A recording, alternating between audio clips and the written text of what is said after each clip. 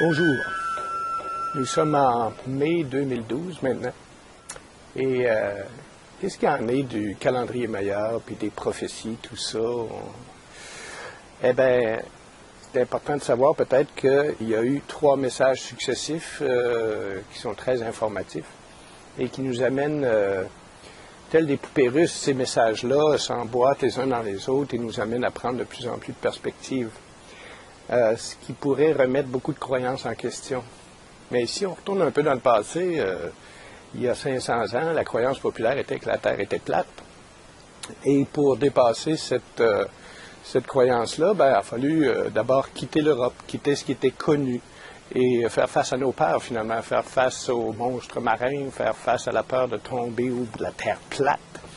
Et à partir de ce moment-là, si on est prêt à s'ouvrir, à explorer, il est possible que nos croyances tombent et qu'on soit en mesure de voir autrement. Alors, ça, c'était il y a 500 ans, mais pour qui est-ce que c'est une réalité que la Terre est ronde, finalement? Mais on agit comme si la Terre était plate, hein? Métro, boulot, dodo, on vit notre quotidien d'une façon tout à fait... je dirais, consciente, mais d'un monde plat. Pour qui la Terre est ronde? Certainement pour les astronomes, pour les pilotes d'avion, pour les astronautes, etc. Mais dans notre quotidien, c'est pas tellement une réalité que la Terre est ronde, qu'on vit sur une boule. Okay? Et ça fait quand même 500 ans qu'on sait ça. Dans les années 80, avec la physique quantique, on a réalisé finalement que la perception de la réalité, dépendamment de l'observateur, de la qualité de son regard, créait sa réalité.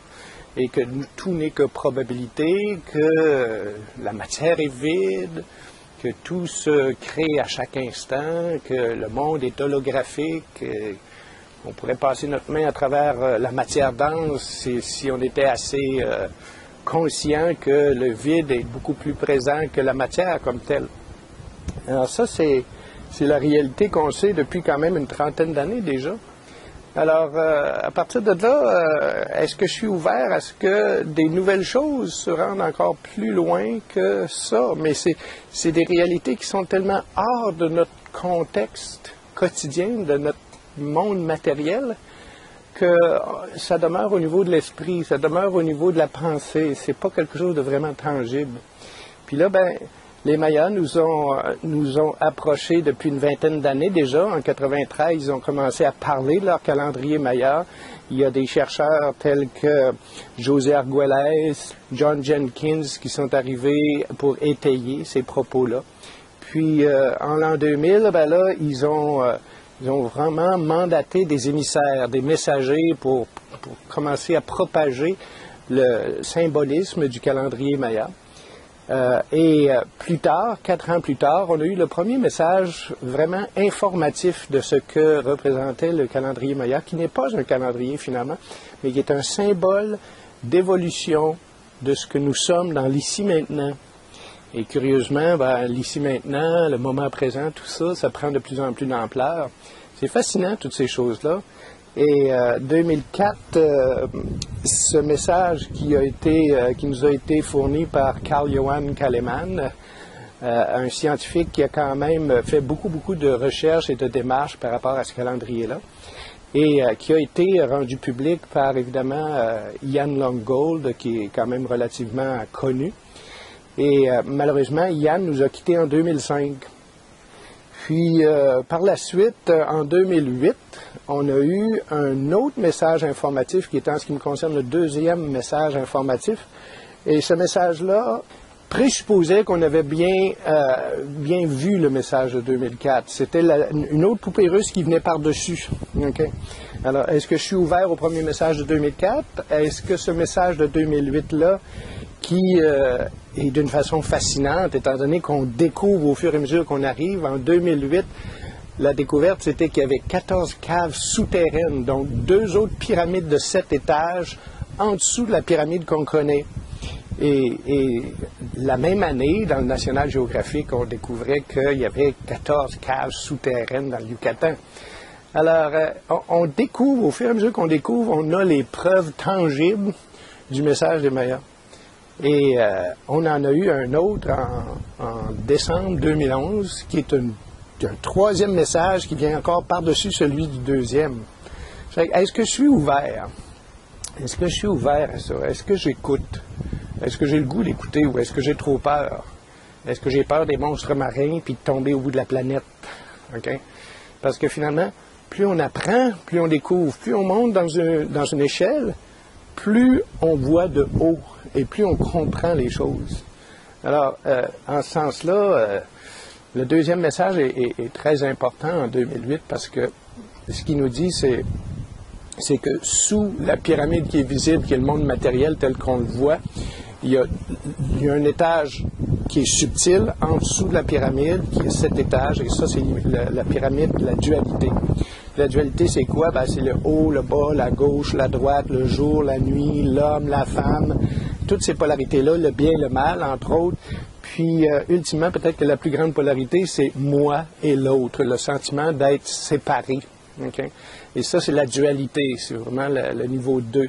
Alors, 3 étant le monde dans lequel nous vivons, le monde matériel, notre perception des sens physiques. 2, c'est la dualité, réaliser que tout ça, c'est dans la dualité. Et ensuite, l'autre pyramide en dessous, qui est encore plus subtile, c'est celle du 1, de l'unité. Et pourquoi les gens vont en Inde si c'est pas pour découvrir leur vraie nature, Atma Vichara. Okay? Et le numéro 1, c'est l'unité, c'est ce qu'on entend parler, on est un, il faut prendre soin de l'autre, mais encore prendre soin de l'autre dans l'unité. L'autre n'existe pas dans l'unité, il n'y a que l'unité, c'est la conscience de l'unité. Et il nous parle aussi du niveau 0. Donc, ce sont les 4 chiffres, le 3, le 2, le 1 et le 0. 0, c'est la source, c'est de là où tout émerge. Et ça correspond beaucoup à plusieurs messages de grands maîtres qui tentent de nous éveiller à une réalité qui est peut-être autre que celle qu'on a toujours été accoutumé de voir et d'interagir. Okay? Alors, on est là dans cette phase de prise de conscience-là. Et est-ce que je suis ouvert à la possibilité que quelque chose soit en train de se déployer au niveau de ma conscience de ce que je suis? C'est peut-être pas tant de qui je suis comme ce que je suis. Okay?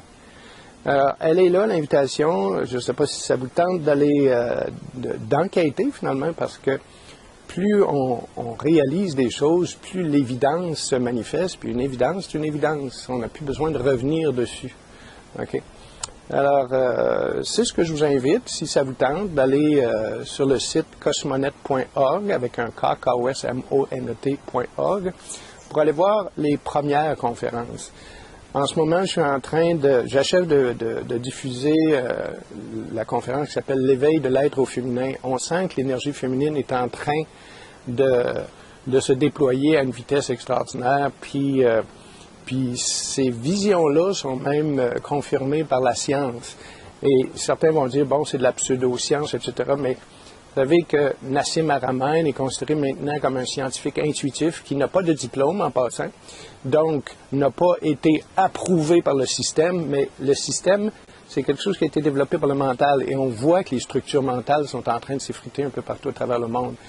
Toutes les cellules du corps sont en train de dire à la tête, je veux vivre, l'ordre, ça va trop loin, le contrôle va trop loin, la liberté n'est plus. C'est un phénomène cyclique, ça s'est passé dans le passé, ça recommence, et en même temps, toutes les cellules sont en train de nous inviter à nous libérer. Mais est-ce que nous possédons vraiment notre destinée dans nos mains, ou est-ce qu'il n'y a pas quelque chose de plus grand qui est à l'œuvre? Puis ça demande un peu d'humilité, parce que la vanité humaine, c'est très yang, hein? C'est une énergie dans laquelle on est, puis là, le yin est en train de venir caresser tout ça, pour peut-être nous montrer qu'on est peut-être androgyne plus qu'un homme, une femme et une réalité vraiment polarisée. Okay? Alors, c'est ce que je vous invite à constater, si ça vous tente, d'aller écouter ces conférences-là, puis de vous laisser porter, parce que l'analyse, ça a ses limites aussi.